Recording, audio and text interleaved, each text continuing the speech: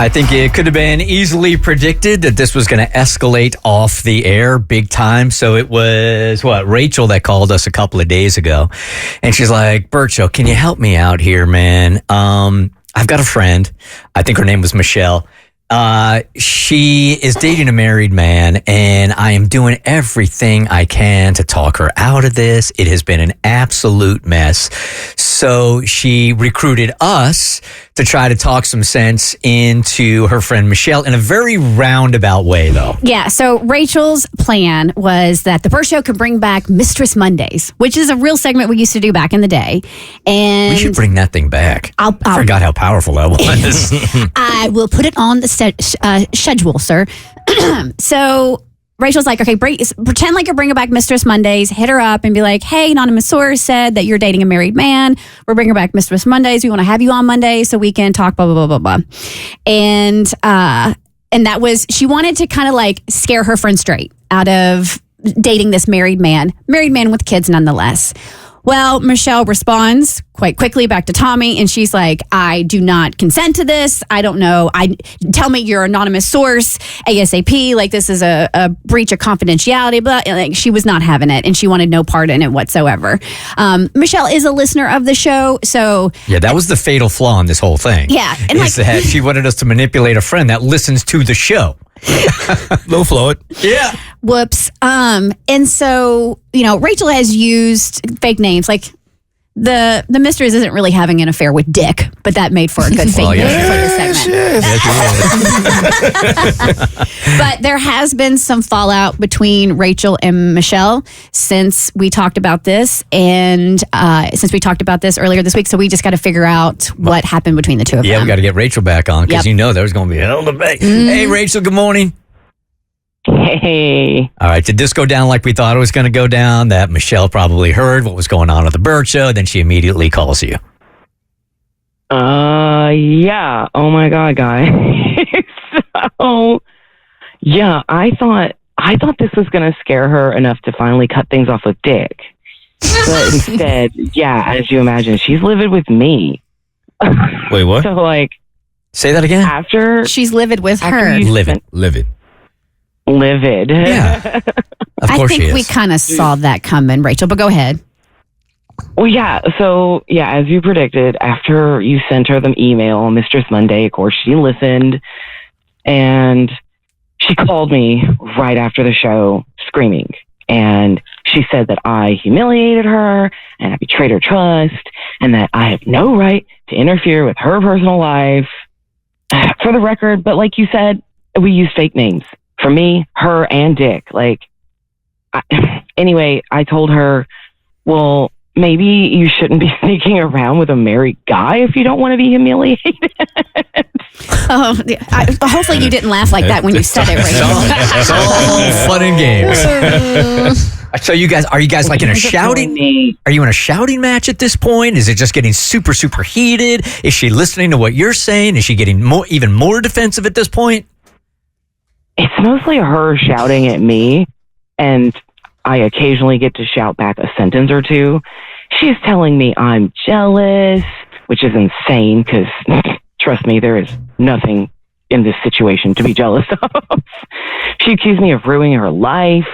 I told her she's doing a good job of that on her own. Ooh. And then she hung up on me and blocked me on everything, which is fine, I guess. I love her, but I'm not going to sit by and watch her be a villain in her own story and someone else's story. I just wish she'd wake up and see that Dick isn't worth it for all this drama.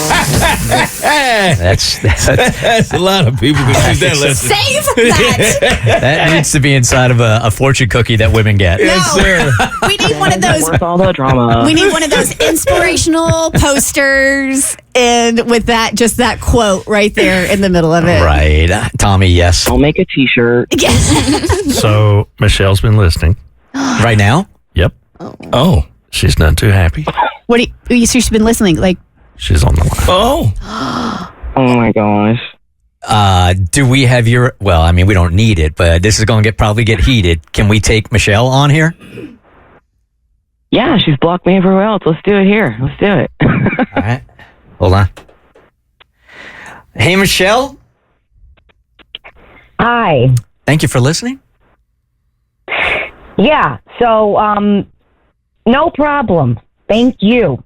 And to my so-called best friend, since we aren't using real names, how could you?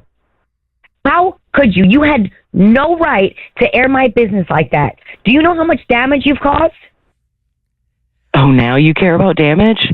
What about Dick's wife and kids? Like, what about their lives?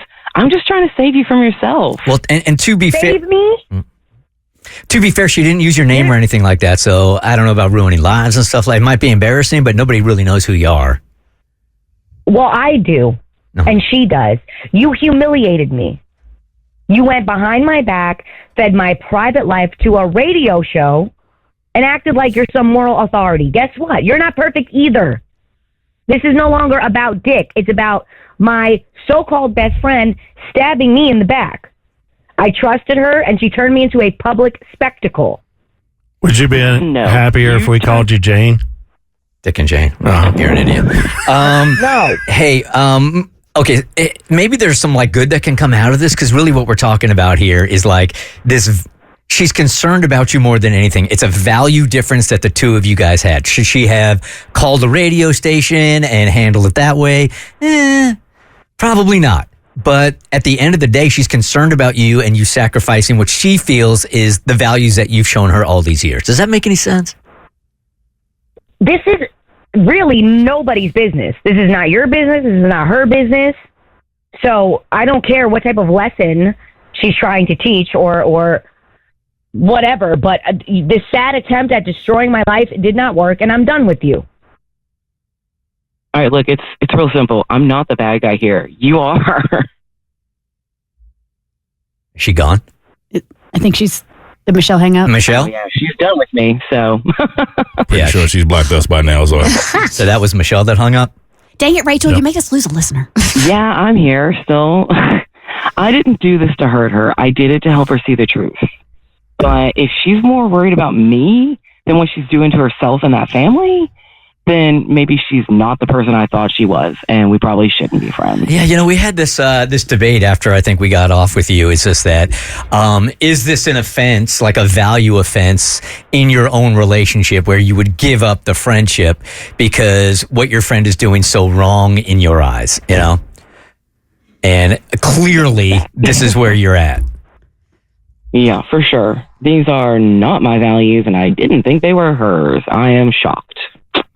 she has no interest in taking accountability. So I guess at this point, I just got to. I mean, she's embarrassed too. She's humiliated. I mean, hearing it between friends is one thing, but hearing it publicly, I mean, I understand. I'm not saying what she's doing is right. I'm just saying I understand why she's so upset and why she feels so betrayed. I mean, I get it too. Like, I mean, if you feel like her values don't align with yours, but I got to be honest, I feel real icky with this whole friendship breakup happening right before our eyes. Like, this is somebody that you're supposed to care about. And it does to me, at least from an outside perspective. And I love drama. I love mess.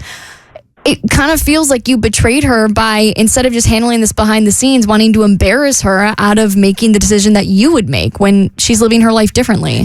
Aren't you the friend, this friend though? I mean, don't you say that? Am I the friend that airs out their drama on the radio? Not on the radio, but you would be the one because you say that you meddle in your friends' relationships, right? Wouldn't you be the one that would have approached her and said, hey, what are you doing? What are you absolutely doing here? I would approach her. I don't know if I would necessarily want to embarrass her. And I really do feel like that's the root of this is that, you know, Michelle, I'm not condoning what she's done. I just don't think this was the right thing to do as a friend if you really wanted the best for her. The radio part is. So radio, Yeah. and don't get me wrong, I know this is good for us, but like for them, it makes me sad. I mean, and Rachel did. Like, this was a last-ditch effort on Rachel's part. She did confront her friend. She told her this was gross and that she's better than this, blah, blah, blah, whatever. And like she said, it fell on deaf ears. So Rachel felt like this was a last-ditch effort to get her to see that she shouldn't be doing this. But obviously, this is just blown up into something completely just... Yeah, this friendship is over. That's a wrap. Rachel, I don't know how to rectify it with the two of you guys. I have no idea at all. I am guessing that this friendship is over at least for a while. Let it breathe. Yeah, we don't need to rectify anything. I don't need problematic and toxic people in my life like that. And if she can't take accountability now, she's not going to later. So Can't There you fault her for have that. it. Yeah, Okay. that's it. Okay. Stand on business. Nope. The Bert Show.